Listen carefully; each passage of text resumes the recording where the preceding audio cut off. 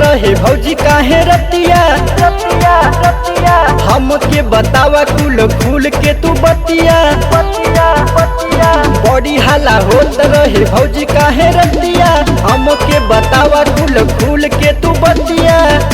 कोई से ब्लड लागल बावे रजाई में कोई से ब्लड लागल बावे रजाई में टूट गइल चूड़ी कलाई में रतिया के सैया से लड़ाई में टूट गइल चूड़ी कलाई में रतिया के सैया से लड़ाई में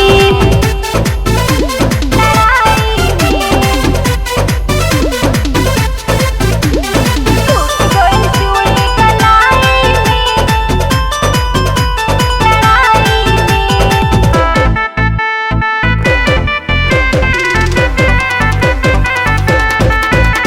ब्लड हवे भौजी की होटे का लाली तनी सलाली ह तनी सकाली शौक मत करा देवरू पोछा हाली हाली आधा ब्लड हवे आधा ओठे लाली आधा ओठे लाली आधा ओठे लाली ब्लड हवे भौजी की होटे का लाली तनी सलाली ह तनी सकाली शौक मत करा देवरू पोछा हाली हाली आधा ब्लड हवे आधा ओठे लाली कोई से धरावत रहलू दियावा सलाई में कोई से धरावत रहलू दियावा सलाई में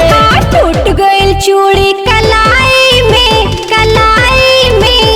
रतिया के सैया से लड़ाई में टूट गइल चूड़ी कलाई में रतिया के सैया से लड़ाई में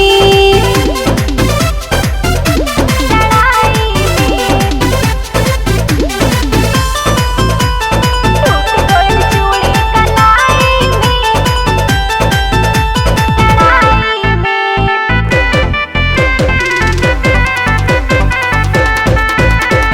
सात खून माफ भौजी तोहर ससुरारी में देवरा पवनवा के धल कवारी में पिया हरिनाथ हमर मानत नइखे बात हो रोज रोज जगावेला 1:30 बजे रात हो 1:30 बजे रात हो सात खून माफ भौजी तोहर ससुरारी में देवरा पवनवा के धल कवारी में पिया हरिनाथ हमर मानत नइखे बात हो रोज रोज जगावेला 1:30 बजे रात हो